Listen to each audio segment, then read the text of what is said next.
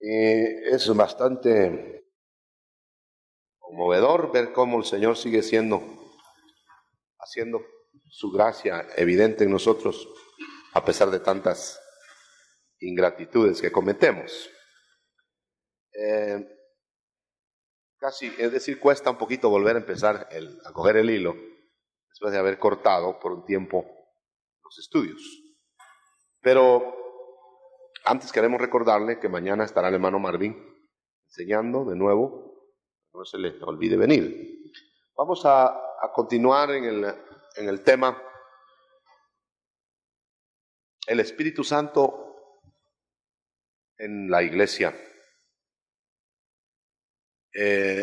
Voy a leer 2 versos del capítulo 3 de Hechos para que sigamos pensando cómo la iglesia, mejor dicho, para que sigamos viendo cómo la iglesia pensaba y cómo la iglesia actuaba en los días primitivos. No está de más decir que en la medida que nosotros nos apeguemos a la actuación literal de la iglesia primitiva, en esa medida estaremos volviendo a la restauración. Nunca, hermano, la fuente, el agua va a llegar más arriba del origen de su fuente. Es una ley, ¿verdad? Entonces nunca va a haber una iglesia superior en el sentido de nivel estructural a la iglesia primitiva. Pueda que aumente la fuerza, puede que aumente el caudal, la presión del agua y el caudal del agua, pero no puede subir más de esa estructura, porque fue la estructura que le dio origen. Entonces, toda tergiversación y toda distorsión tuvo que haber sido después de la instalación de la iglesia. Entonces, si queremos encontrar pureza, vamos al origen de la iglesia.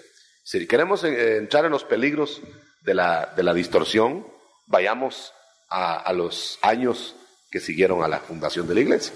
Ahí tenemos a los 2000 años una iglesia deformada. Y tenemos en la iglesia primitiva de los Hechos, la iglesia como Dios quería que fuera. Dice el verso 6 del capítulo 3, no tengo plata ni oro, pero lo que tengo. Ese es el énfasis de esta mañana, lo que tengo. No lo que tuve, ni lo que tendré, sino lo que tengo. Luego leo del mismo capítulo, versos 19 al 21. Así que arrepentíos y convertíos, para que sean borrados vuestros pecados, para que vengan de la presencia del Señor tiempos de refrigerio, y Él envíe a Jesucristo que os fue antes anunciado, a quien es cierto o de cierto es necesario que el cielo lo reciba, lo tenga, hasta el tiempo de la restauración de todas las cosas, de que habló Dios por boca de sus santos profetas que han sido desde tiempo antiguo. Vamos a analizar esto para llegar a las figuras y símbolos. ¿Se recuerdan que quedamos flotando en símbolos y figuras? Y dijimos que las figuras y los símbolos afianzan la doctrina. Cuando la doctrina se quiere ir por un lado o por otro lado, los símbolos sostienen. No son adornos, sino que son más bien remaches, broches, donde se puede fincar una doctrina en una pared, un cuadro no se puede pegar en la pared. Y analizando el primer pasaje, tenemos que la iglesia primitiva no contó, según el verso 6 del capítulo 3, no contó con medios económicos. Y es admirable que una iglesia en tales circunstancias no le faltara nunca absolutamente nada. No vemos en la Biblia campañas financieras. Bueno, sí, en cierto sentido, las que Dios ordena. Por ejemplo, recoger ofrendas, hacer acopio de víveres para auxiliar a alguien, llevar ofrendas para allá que están muy pobres, traer de allá para acá que estamos muy pobres, etc. Eso sí, pero nunca jamás se hacen negocios con pretexto de financiar la iglesia. Ustedes saben que la iglesia moderna, por lo menos en los Estados Unidos, yo contemplé algo asombrado, que hay iglesias que se sostienen con cervecerías. Y hay iglesias que se sostienen con acciones en tabacaleras. Así que eso es absolutamente, no tenemos ni siquiera que ser muy inteligentes para saber que eso está fuera de la voluntad de Dios. Eso es como el mundo hace, que sostiene el deporte para que no haya viciosos, dice. Y con los impuestos a los viciosos. O sea que de los mismos viciosos sacan el dinero para que no haya viciosos. Es un enredo, ellos mismos no saben qué están haciendo. Pero ese es el mundo ciego. Pero el mundo cristiano, bueno, un Pedro que dicen que era el primer papa, sin un centavo. Yo creo que en un papa así tal vez creería yo. Imagínense, no tengo ni plata ni oro. No tengo ni para la camioneta, dice Pedro ahí, en otras palabras. Yo no tengo lo que el mundo tiene. Entonces es una iglesia que colocó los valores en su justo lugar. Colocó el dinero en su posición. Yo creo que la iglesia necesita dinero. Y hermano, no caigamos en la trampa de creer que el dinero no es valioso. Porque el Señor ha enseñado que aún las riquezas de maldad, pero vamos a explicar ese punto, porque de ese punto es que se cogen para poner tabacaleras y para poner cervecerías. Las riquezas de maldad pueden ser llevadas a ser usados esos caudales en el reino. Pero ¿cómo es eso? Es sencillamente que una persona que en el mundo pasado pudo haber tenido riquezas mal habidas, de cualquier clase que haya sido, hermano, de producto de tabernas, producto de negocios turbios, etcétera, ¿no? Y viene y se convierte. Entonces, ahora eso pasa a ser de uso correcto. Y esas riquezas invertidas de aquello que fue, no que se siga haciendo lo mismo para sostener la iglesia, sino de aquello que fue, pasa a ser dinero que va a servir para sostener viajes evangelísticos, por ejemplo. Y se van a convertir miles de personas. Y dice que allá en el cielo, cuando lleguen los que invirtieron así, van a encontrar a muchos que van a decir, mire, por tu inversión estoy yo aquí. Esas son las riquezas de maldad que van a hacer que nos encuentren en el cielo personas que fueron bendecidas con eso. Pero no quiere decir que no importa la procedencia del dinero actual para poder nosotros hacer un asunto para la obra. Por eso tengan mucho cuidado, hermano, de las construcciones, las kermeses y todas las cosas, que se mete pecado con el pretexto de financiar. Es muy delicado. No es tanto el hecho de que se consiga el dinero y que el dinero en sí está maldito, sino los procedimientos. Y en algunas iglesias que yo he conocido, lejos de Guatemala, aquí ya esa influencia también ha llegado. Desde un principio nosotros sentimos que eso no debía de ser tolerado en nuestras congregaciones, y es el hecho de ponerse a hacer festivales dentro de la iglesia, digamos, a vender dentro de la iglesia, sacando producto, ganándole 10 veces más a la comida y haciendo. Claro, es mejor pedir una ofrenda y no estar forzando a la gente a que invierta. Vamos a poner, por ejemplo, hermano, la iglesia, ustedes han notado, aquí hay una librería, que hay una tienda afuera. Ahí nada más lo que se está haciendo vale la aclaración, ¿verdad? Se está haciendo que se vende como en el comercio o aún facilidades o más bajo. y la tienda tratando de nada más de proveer a los hermanos una comida como la podrían comprar con otra persona, pero sin ser un negocio de ¿cómo se llamaría? Lucro. ¿Entiende? Debemos tener cuidado también, porque puede ser que de repente querramos aumentar las ganancias y le doblamos al precio, ¿verdad? Entonces, un lucro ya desmedido se sale de las áreas de no tengo oro ni plata, más lo que tengo te doy. Es decir, no estamos peleando contra los medios, sino la forma como los vamos a adquirir. Y entonces, por ejemplo, en este caso, y que entre paréntesis, los ingresos de tienda y librería, me parece, ¿verdad?, están dedicados exclusivamente, absolutamente, completamente, a evangelismo, a inversiones, cassettes, evangelismo y qué más. Ahí se va. Sí, no queda ni un solo centavo para financiar nada de otras cosas. Muy interesante que digamos eso, porque usted sabe que se puede empezar así y se termina como en el templo de Jerusalén, que el Señor tuvo que echar a los negociantes. Hay que tener mucho cuidado en eso. Bueno, esa es una lección de la iglesia primitiva, pero lo que yo quiero marcar más que eso en el verso 3 o en el verso 6 es que no tengo oro ni plata, aunque se puede tener, pero el caso de Pedro no tenía. ¿Cuál sería la razón de que Pedro no tenía oro ni plata? Y usted sabe que más adelante había gente con oro y plata en la iglesia.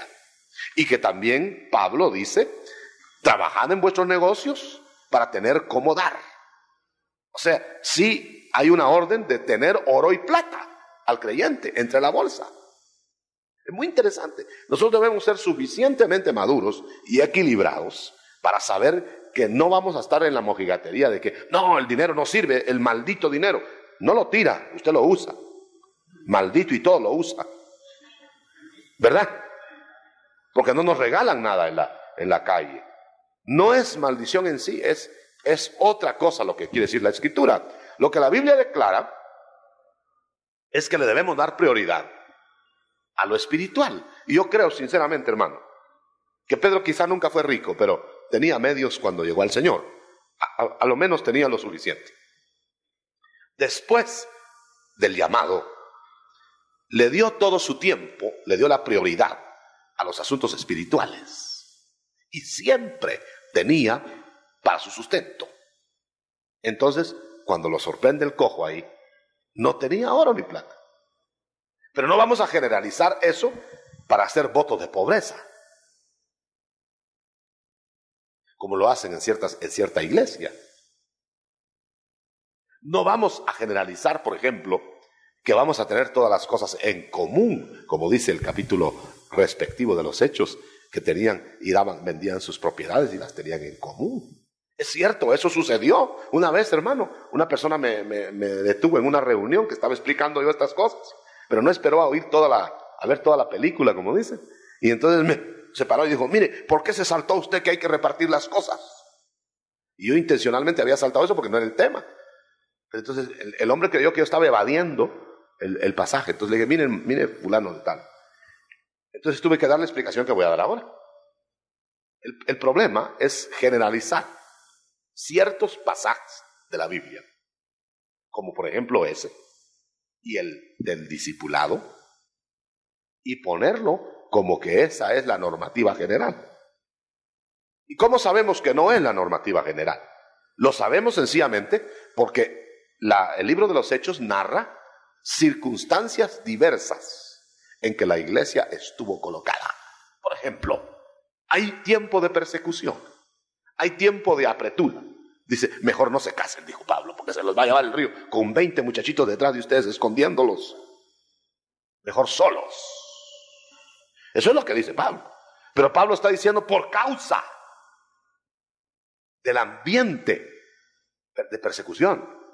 Es como, por ejemplo, si hay una persecución, se va a dejar a la familia por allá escondida y se queda solo el ministro. ¿Acaso es mejor que esté sin familia? No, normalmente no.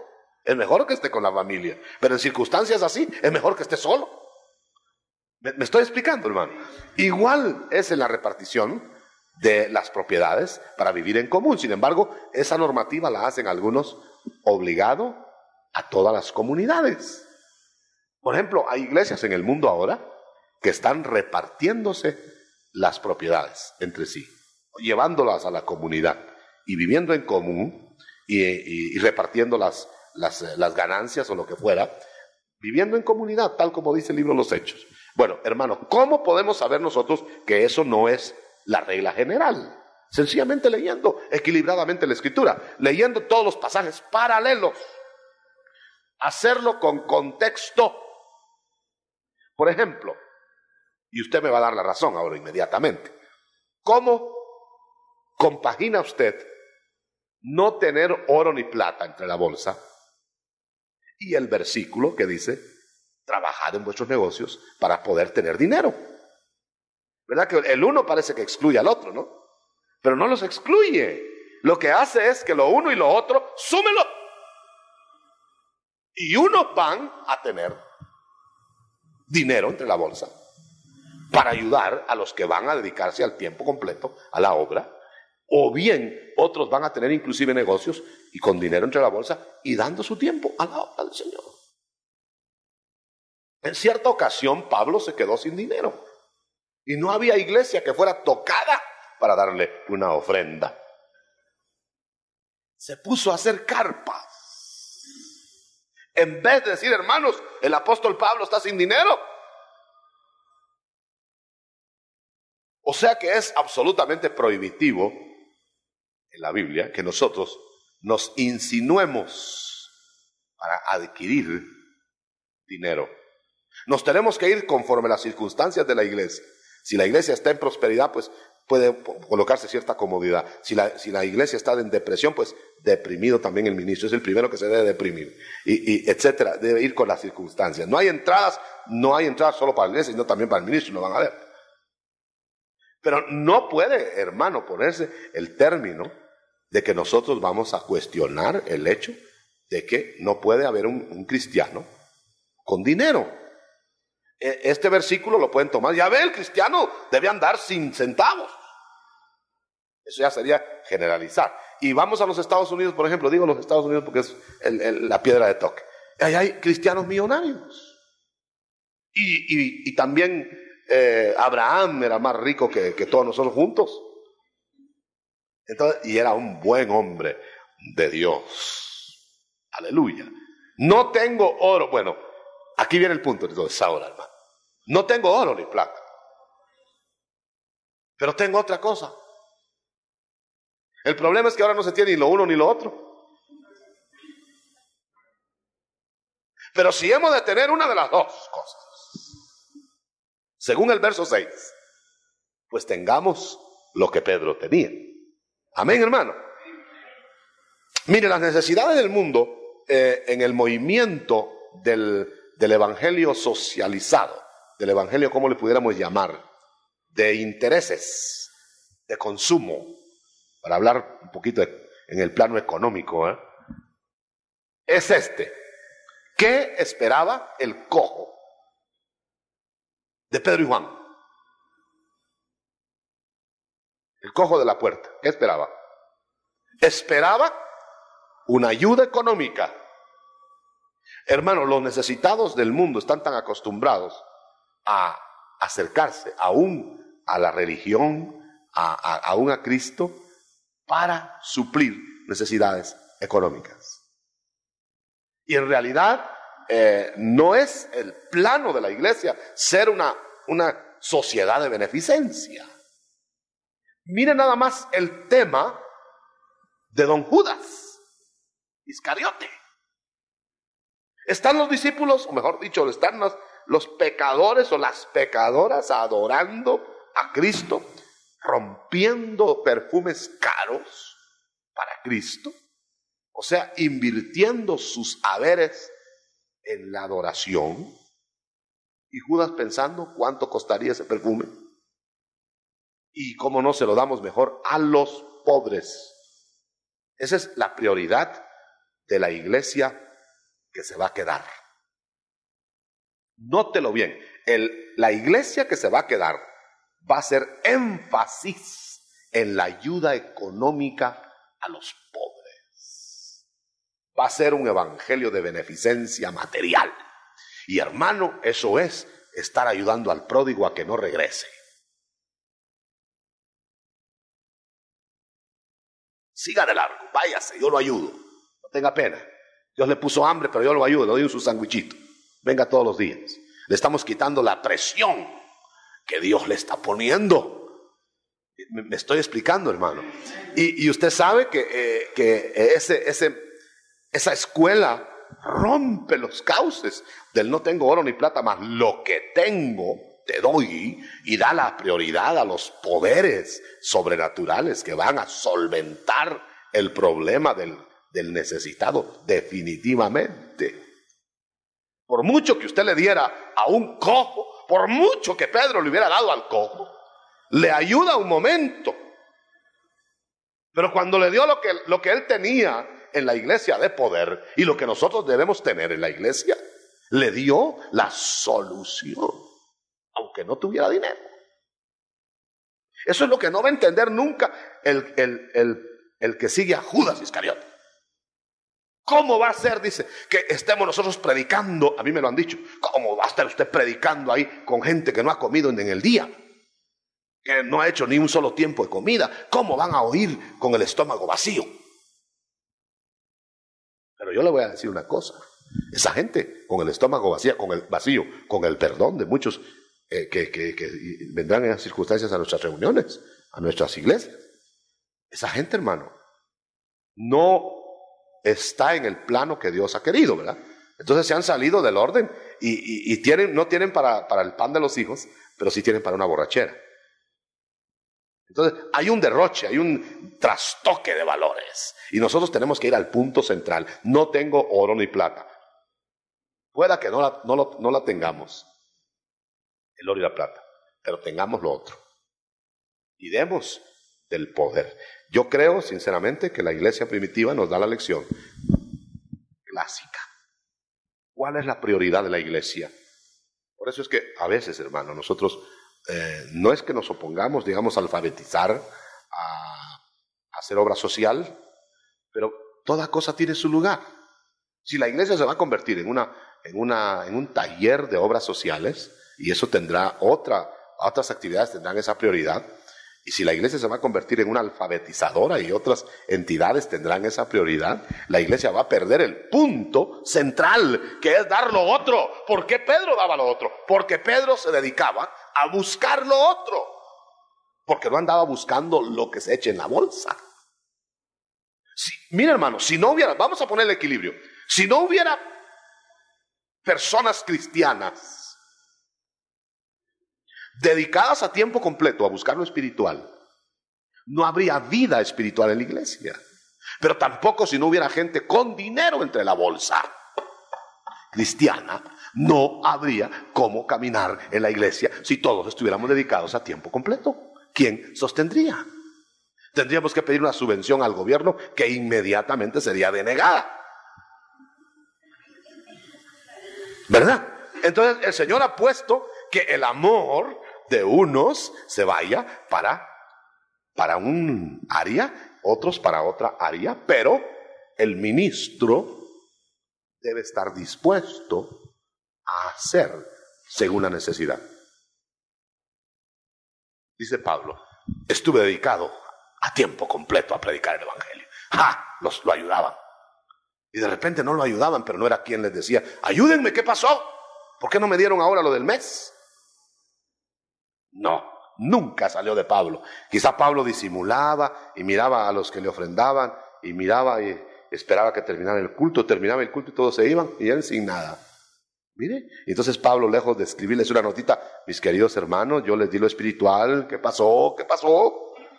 Unas 2 o 3 interrogaciones. En vez de eso, se iba con Aquila y Priscila, hermanos, denme trabajo.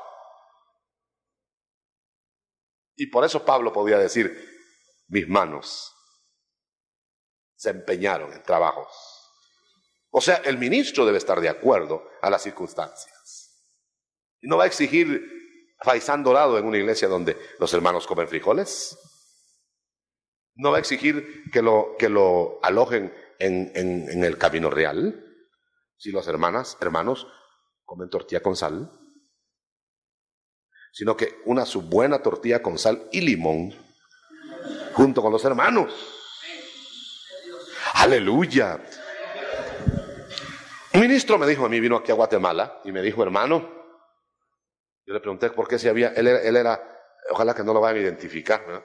Él era es de Tiquizate, pero se fue a los Estados Unidos. Yo sabía dónde vivía en Tiquizate. Y no vamos a decir que uno debe avergonzarse de su cuna, ¿verdad? Dice el Señor, si hubiera tenido que avergonzar de la cuna de él. Pues este hombre se fue a los Estados Unidos y después vino, con el tiempo largo, vino de evangelista aquí, vino con una campaña. Y se alojó en el Camino Real, en una suite, la más cara, y ahí estaba de corbatilla de mariposa y de perla en el ojal y en la corbata. Y entonces me dijo, hermano, no, le dijo a otro hermano que nosotros trajimos acá a predicar, evangelista. Se juntaron los dos y le dijo, hermano, ¿y cómo usted? Y el otro sí era un evangelista hecho y derecho, el que habíamos traído nosotros. Y le dijo, hermano, ¿cómo usted acepta hospedarse en la casa de un hermano? Mire, es que hay que darse uno su lugar, hermano. Si no, lo miran a uno de menos. Mire, yo en el Camino Real, imagínense, igualito a Pedro, ¿verdad? Se fija, hermano, que nosotros vamos a dar la tónica del Evangelio. Tenemos que entrar en la realidad de que si nosotros no equilibramos toda la Biblia, porque si vamos a coger textos sueltos, vamos a poder exigir dinero y vamos a poder hacer esto y lo otro, o vamos a poder, muchas cosas en textos sueltos, pero pongamos el equilibrio entonces. Finalicemos con ese verso. No tengo oro ni plata, pero pueda que la tenga. Y es mejor si lo tiene. ¿Amén o no amén? Yo lo veo muy tímido, hermano, pero yo estoy seguro que sí va a cobrar a fin de mes. No es tan tímido para ir a cobrar, ¿verdad? Es que es necesario el dinero, pero no tengo oro ni plata, o puede tenerlo, es el contexto. Me explico, me voy a repetirlo. No tengo oro ni plata, o pueda que lo tenga. Pero lo que tengo, y eso sí lo debe tener siempre, te doy. Eso sí. Ahora finalizo el verso con esto. El día que los Pedros de la iglesia pierdan la realidad de eso es lo que tengo, tampoco les va a llegar lo otro. Esa es una axioma, hermano. El día que el ministerio se seca, el día que el ministerio se vacía de lo otro, de lo que Pedro tenía, ¿quién lo va a ayudar? ¿Ayudarlo a qué? A que superviva. Eso sería beneficencia. Y hermano, el alerta y la alarma, el despertador que yo le pongo en esta mañana es el siguiente. Óigalo bien, en el nombre del Señor. Que nunca vayamos los ministros a caer en el cavar, no puedo.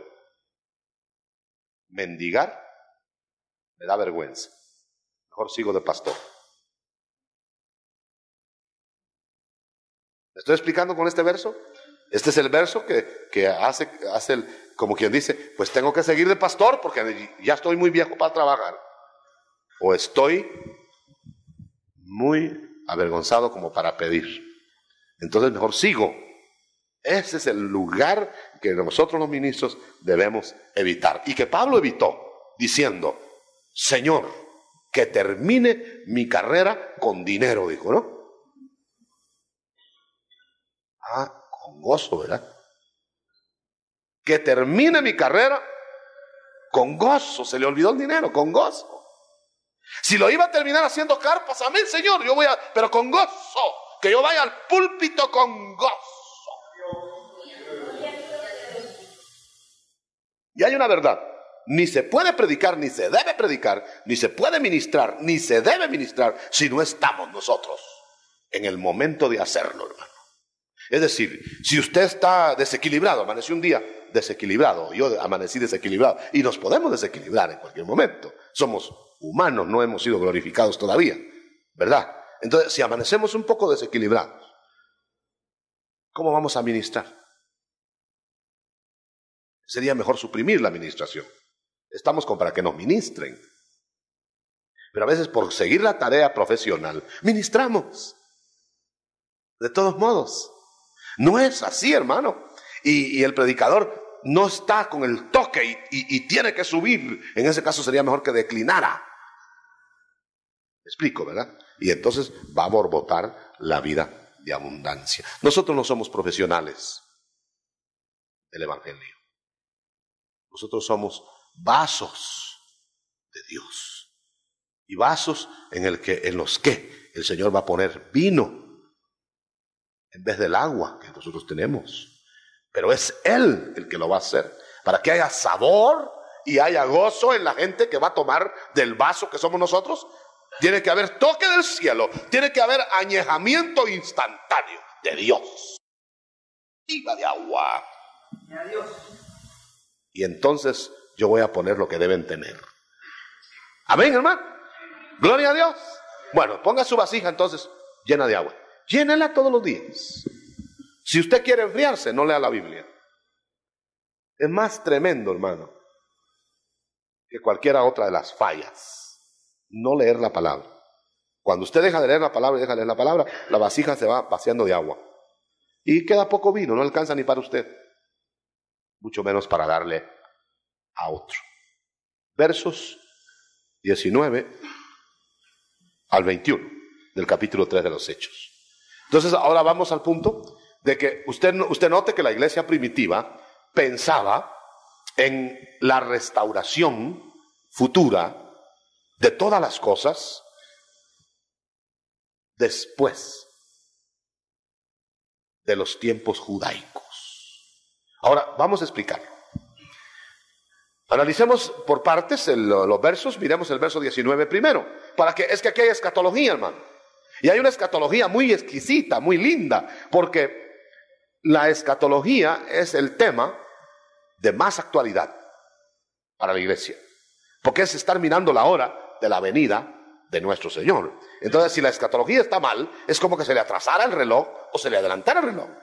Entonces, ¿qué hora es? ¿Qué tal? Son las 10 menos cuarto, hermano.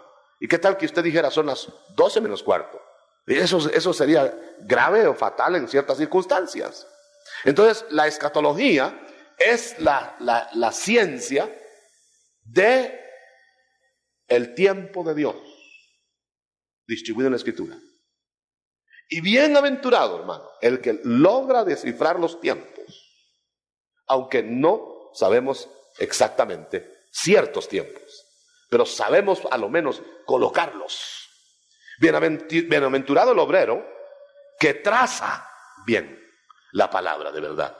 O sea que van a haber obreros, según la exhortación de Pablo a Timoteo, obreros que van a trazar muy mal la palabra de verdad. Yo no creo en la infalibilidad de los ministros, aunque algunos creen. Yo no creo en la infalibilidad de los ministros, ni aún bajo la unción. O sea, hermano, que cuando Pablo le dice a Timoteo, procura presentarte a Dios como obrero que no tiene de qué avergonzarse. Está hablando a los obreros legítimos, que traza bien, que distribuye bien la palabra de verdad. Yo creo que por eso es que hay tanta bienaventuranza para el que lee y entiende el Apocalipsis. No hay ningún otro libro de la Biblia que diga que hay bienaventuranza por leerlo, aunque es bienaventurado el que lee la Biblia. Pero aparte de eso, en Apocalipsis dice, bienaventurado el que lee las palabras de esta profecía.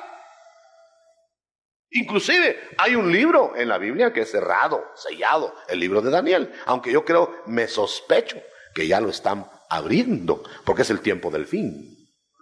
Pero el Apocalipsis está abierto. Hay gente que dice, yo no lo leo, me da miedo, dice. Otros dicen, no lo entiendo. Otros dicen, no debe ser para nosotros. Solo Apocalipsis están explicando. Pero en realidad, hermano, si algún libro se debe explicar hoy, es el Apocalipsis. Es la hora ya. Por eso dice aquí que primero El requisito primero para que usted pueda entender el Apocalipsis, en el verso 19, es arrepentirse primero de su vida contaminada. Porque el que quiere llegar a leer el Apocalipsis como una novela o como algo abordable en esa forma, lo único que va a hacer es se va a volver hereje y va a volver herejes a muchos. Tenemos que llegar con pies sin sandalias, arrepentidos y convertidos. Absolutamente, el libro de Apocalipsis es para convertidos. Daniel, lee lo que dice la pared, le dijeron en Babilonia. ¿Por qué no lo leían los demás? ¿Por qué no lo leían sus sabios, sus lingüistas? ¿Por qué no lo leían sus astrólogos? Ni los brujos pudieron, hermano. ¿Por qué? Porque la palabra revelada en misterio es para el que es de Dios. Entonces tuvo que ser Daniel. El mundo no va a entender qué digo el Apocalipsis, nada de la Biblia, nada, ni media palabra. Somos nosotros los intérpretes en el Espíritu, o somos nosotros los distorsionadores si no estamos en el Espíritu. Y acuérdese una cosa, hermano, que si usted se confunde es malo, pero es gravísimo si confunde gente. Esa fue la razón porque a mí el Señor me dio ese éxtasis para ir al cielo a ver el Apocalipsis. Yo lo recuerdo. Yo le dije esas palabras al Señor. No voy a repetir la experiencia, no tenga pena. Pero yo le dije al Señor, Señor, tenía en ese tiempo la iglesia como unas 2,000 personas quizá. Dice, estar confundiendo todos los días a 2,000 gentes, hermano. Mire qué condenación hubiera logrado yo. Y le dije, Señor, mira cuánta gente tengo, como que no lo sabía el Señor, ¿verdad? Pero le dije, mira, Señor, cuánta gente hay ahí. Yo me niego, Señor, hoy a seguir hablando de eso por la confusión que me habían puesto en la cabeza. Y le dije, Señor, o tú me aclaras esto hoy, o se acabó el Apocalipsis para mí. Y no lo volveré a hablar ni a tocar hasta que tú me lo declares, porque yo quiero estar con la fuente, quiero estar con la iluminación tuya. Yo sé que es un libro que solo tú lo puedes revelar, etcétera, etcétera, etcétera. Ahí está, dije eso. Viajé por las nubes, no sé si en el cuerpo o fuera del cuerpo. Fue una viajada que todavía la estoy y hubiera querido que se repitiera el día siguiente, y hasta el día de hoy no he vuelto por otra, hermano. Yo daría cualquier cosa por otra vuelta de esas. Pero, ¿qué pasó con eso? Que el Señor lo que quería era aclarar el misterio a mi mente, para traerlo acá. Y con mucha gratitud en mi corazón he descubierto personas que por su lado, sin haber tenido la misma experiencia que su servidor, sin haber dado tantas vueltas, a ellos también el Señor les ha revelado lo mismo. He encontrado gente en rincones inhóspitos, misma revelación, mismita revelación. Pero la corriente mundana de la iglesia, yo se lo digo claramente, va rumbo a hacer un puente. El puente se llama no rapto. ¿El puente para dónde? ¿Para cruzar a dónde? A la iglesia que siempre ha negado el rapto. Es para unirse con la iglesia que siempre ha negado el rapto. O sea que podemos decir que la etiqueta que tenemos los que vamos a ascender en la iglesia de Filadelfia, los que vamos a ser arrebatados por haber guardado la palabra, la etiqueta es que cada día nos vamos a convencer más y el Señor se va a encargar de hacerlo por visiones, revelaciones, manifestaciones, etcétera. Nos va a remachar que hay rapto y que es inminente. Hermano, ¿sabe usted que esa esperanza nos purifica? Esa es la esperanza que purificó a la iglesia primitiva. La iglesia primitiva esperaba el rapto en su tiempo. ¿Qué le parece esa verdad? Y dígame usted, ¿cómo iba a poder la iglesia primitiva esperar el rapto si tenían que cumplirse señales que no habían acontecido? Ese es el argumento cumbre para mí. Cuando Pablo dice, los que estemos vivos, decía Pablo. Miren, los que estemos vivos. O sea, decía Pablo, puede que en mi generación acontezca. O sea, la iglesia primitiva creía en la inminencia del rapto.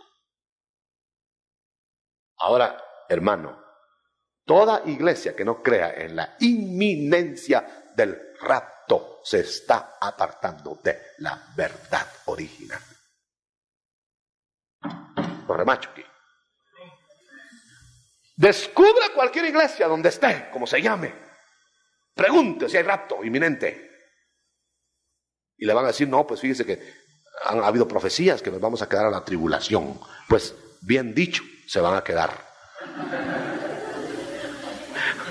¿Verdad? O sea que la corriente va a ser que el mismo enemigo o aún el mismo Dios les va a avisar que se van a quedar. Así como nos va a avisar a nosotros que hagamos las maletas para no llevarlas. Aleluya, gloria a Dios. Yo creo, hermano, que la inminencia del rapto se la va a revelar el Señor a todos los que se los va a llevar. Porque no los va a coger de sorpresa, dice. De alguna manera se los va a revelar, hermano.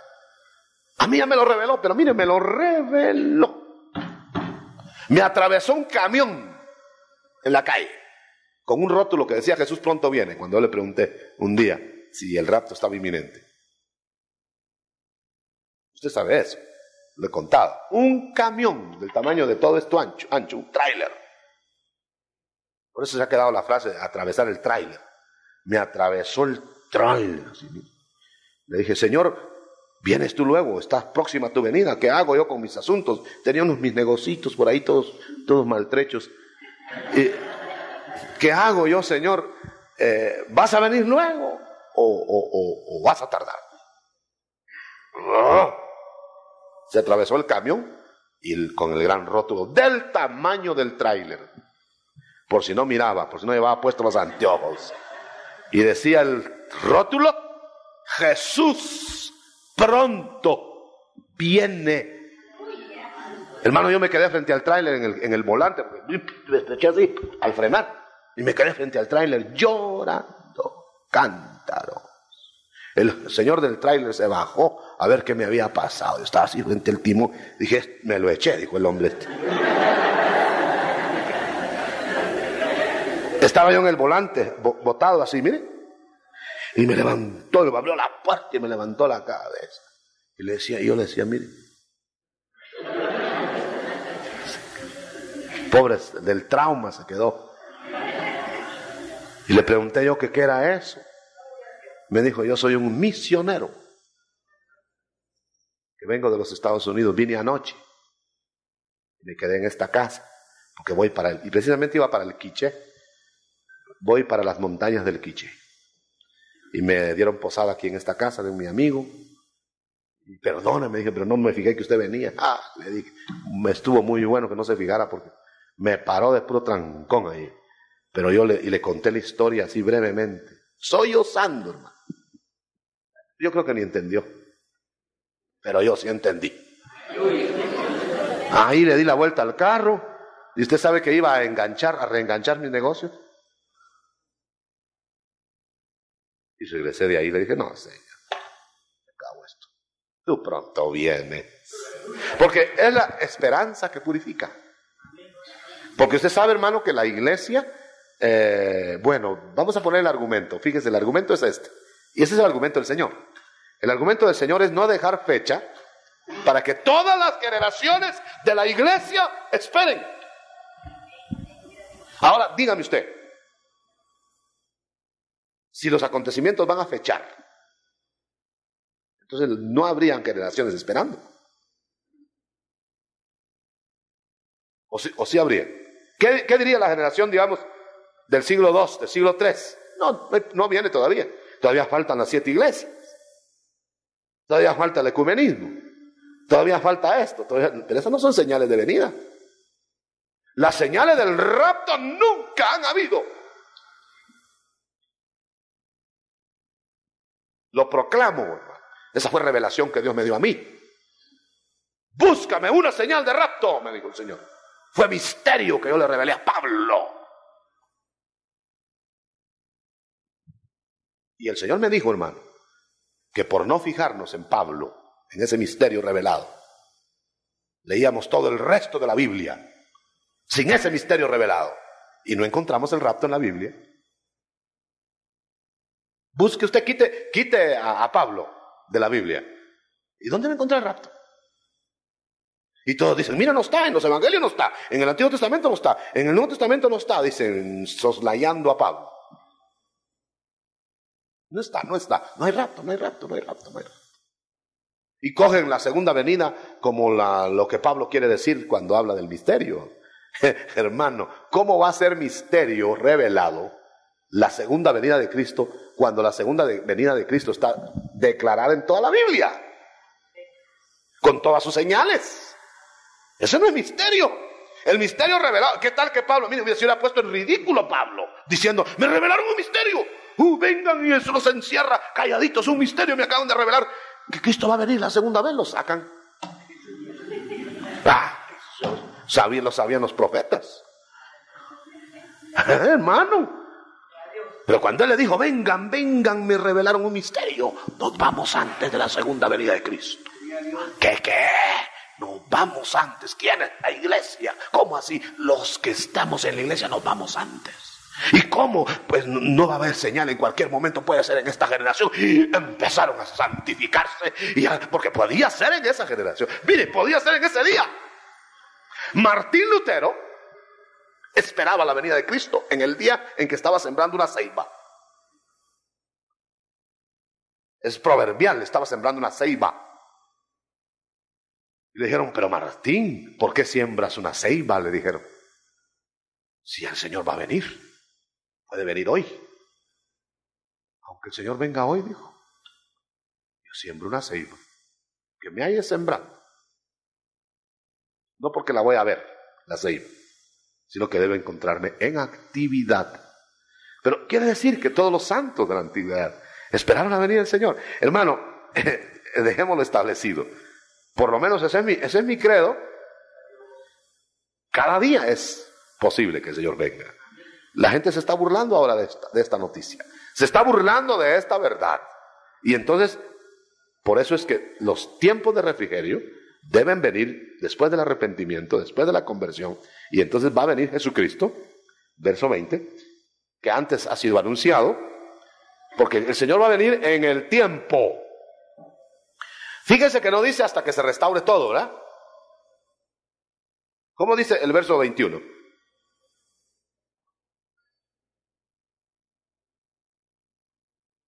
Dice, por ejemplo, según la doctrina amilenialista, dice, ¿acaso que Cristo va a venir hasta que se restaure todo?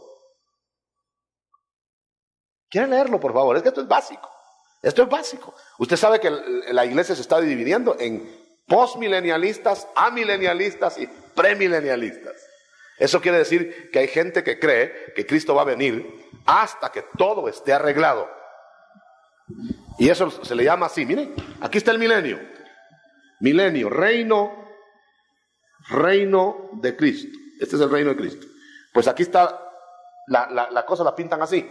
Entonces, o viene Cristo antes del milenio, es decir, a instaurar el milenio, que es lo que nosotros debemos creer, porque no va a delegar Cristo a que otro le haga el reino. Ya lo delegó muchas veces, ya lo hizo en la primera creación, ya lo hizo en el huerto. Delegó reino, que otro fuera el virrey, y fallaron. Ahora no va a venir a que otro sea rey. ¿Y sabe cuál es la tendencia, hermano? Que no es así, sino que va a venir a recoger el reino. Es decir, hasta que todo sea restaurado. Entonces, ¿quién va a restaurar el reino? La iglesia, dice. Ahí está el punto. ¿Cómo va a restaurar la iglesia? La iglesia va a dominar todo el mundo. Usted sabe qué escuelita es esa. ¿Sabe qué escuela es? Que la iglesia va a ser una y va a dominar toda la tierra y después le entregan a Cristo. Creo que ni a Cristo le querrían entregar si les tocara. Y la prueba está que Satanás va a jugar el papel al final. Entonces, la correcta interpretación de la iglesia primitiva exacta es Cristo viene en el tiempo, en los tiempos de la restauración. Porque la iglesia, porque la restauración incluye iglesia, gentiles y judíos. Entonces va a haber restauración de la iglesia al arrebatamiento. Va a haber restauración de los judíos en el reino. Y va a haber restauración de los gentiles para la eternidad. Y entonces estará restaurado todo. La prueba que Cristo cuando venga no va a estar todo restaurado es que cuando Él venga va a reunir a los que no se han reunido de todos sus escogidos. Y va a mandar a sus ángeles que recojan a todos los que se quedaron dispersos. Lo voy a poner más claro y ahí voy a finalizar. La diáspora es la dispersión judía del año 70. Dispersos a todo el mundo. Cuando Cristo se aproxime en su segunda venida, los judíos, eso es una señal, no de rapto, de segunda venida. Es que ustedes saben, hermano, que la clave para entender esto es no confundir rapto con segunda venida. Entonces, la señal más grande de la segunda venida de Cristo a la tierra es el retorno de los judíos a Israel. Entonces, por eso sabemos que está cerca la segunda venida de Cristo, pero más inminente todavía el rapto, porque tiene que precederlo. Ahora bien, cuando Cristo venga, no todos los judíos habrán regresado. ¿Por qué? Porque algunos judíos no creen y van a quedar más empeñados en sus negocios en las tierras a donde fueron dispersados. Entonces dice que lo primero que va a hacer el Señor es, al poner sus pies en el monte de los olivos y tomar el reino, es mandar a traer con sus ángeles a todos los rezagados. Y va a recoger de todos los 4 puntos, van a venir judíos, chinos, judíos, japoneses, judíos, porque hay judíos japoneses y hasta los ojos se les han puesto así. Hay de toda raza, hermano. Entonces los van a mandar a traer y a traer y a traer. O sea que el tiempo de la restauración terminará después que Cristo haya venido. Ese es un argumento para saber que no va a venir después de restaurarlo todo desde el cielo, sino va a venir a terminar la restauración que ha empezado con el arrebatamiento, con la lluvia tardía y con el arrebatamiento. Yo quiero dejar esto bien clarito, que la primera señal de restauración es esta: la lluvia tardía. Lluvia tardía, miren. Esta lluvia tardía va a restaurar a la iglesia. El trigo es la palabra. El aceite es el mosto, este es el gozo. Y el aceite. Este es el bautismo con el Espíritu Santo. En el mismo orden que se perdió. Primero se perdió la palabra, después se perdió la alegría de la palabra, el gozo de la palabra, después se perdió la unción. Entonces, en el mismo orden va a ser restaurado. Pero como lo va a restaurar es con la lluvia tardía. Y cuando esté restaurado esto, se lleva a la iglesia, o en el pleno auge de restauración, se lleva a la iglesia, y entonces empieza a restaurar a Israel. ¿Cómo empieza a restaurar a Israel? Elimina la paja de Israel en la tribulación. ¿Cómo lo hace? Mete en el horno a Israel y las 2/3 partes las elimina. Judíos falsos. Por eso la iglesia falsa será separada de la iglesia verdadera para el rapto. Aleluya, es la misma operación. Es la iglesia vomitada de la Odisea. Esa iglesia vomitada de la Odisea es la iglesia nominal. Son los que están en la iglesia pero que no son convertidos. Están al calorcito de las iglesias. Siempre tibios. Ni se enfrían ni se calientan. Eso es lo fuera. Mire qué cosa. Es la iglesia falsa. Y esa iglesia de tibios va a formar la iglesia ecuménica, junto con otras religiones. O sea, eliminar una cosa y llevar la otra. Eliminar en Israel una cosa y dejar la otra. Uno será tomado, otro quitado, otro tomado. Quitado y tomado para el reino. Y ahí tenemos la experiencia de las vírgenes en las bodas. Pero dejemos eso a un lado. Y por último, lo que se va a restaurar entonces es recoger a los que han de ser salvos de todos los tiempos posteriores a la iglesia. Y entonces todo estará restaurado. Y debo decirle, hermano, y ese es un misterio que no estoy autorizado a declararlo, pero el Señor a mí me ha enseñado que el alfa y omega de la Biblia, todo, oiga bien, hermano, y no me vaya a preguntar más de eso, pero le dejo dicho eso, todo volverá a ser como al principio.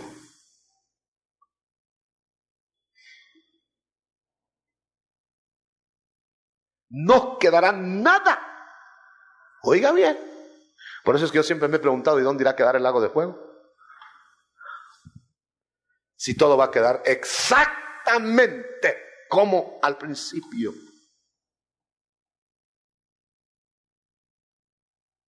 Saque sus consecuencias usted, sus deducciones, y me las platica algún día, le puede llegar revelación por ese lado. Pero todo va a ser reintegrado, porque Dios no puede ser burlado. Sus planes se realizan y dice, lo alfa, omega. Yo soy principio y fin. Y cuando dice que el Hijo reintegrará todo al Padre, y volverá a ser Dios todo en todos. Volverá a ser igual al alfa. Amén. Gloria a Dios. Dios las convence. Y por la palabra, ¿me entiende? Y en este detalle yo le dije, hermana, pues realmente yo tengo mis puntos que Dios me ha dado, y le dije los puntos que Dios me había dado, parece que no le llegaron en el momento. Entonces le dije, mire hermana, busque usted al Señor, pídale al Señor, Él le va a decir si en realidad esto será una costumbre judía, pasada, aunque eso me parece muy difícil, le decía yo a ella, porque como una epístola va a ponerse a dar detalles de una costumbre que se sabía que iba a morir. Y quedamos la cosa así. Entonces mi hermana me contaba hoy en la mañana que ella ya había comprado su velo, pero no sentía la claridad para ponerse. Y entonces, bueno, la ven ustedes ahí con velo, ¿no? Y entonces mi hermana dice que subió a la camioneta y ella le preguntó al Señor, me corrige si no lo digo bien, le preguntó al Señor, bueno Señor, ¿y por qué tú una costumbre la revives ahora? Una costumbre. Entonces dice que el Señor le dijo, ¿costumbre o simbolismo?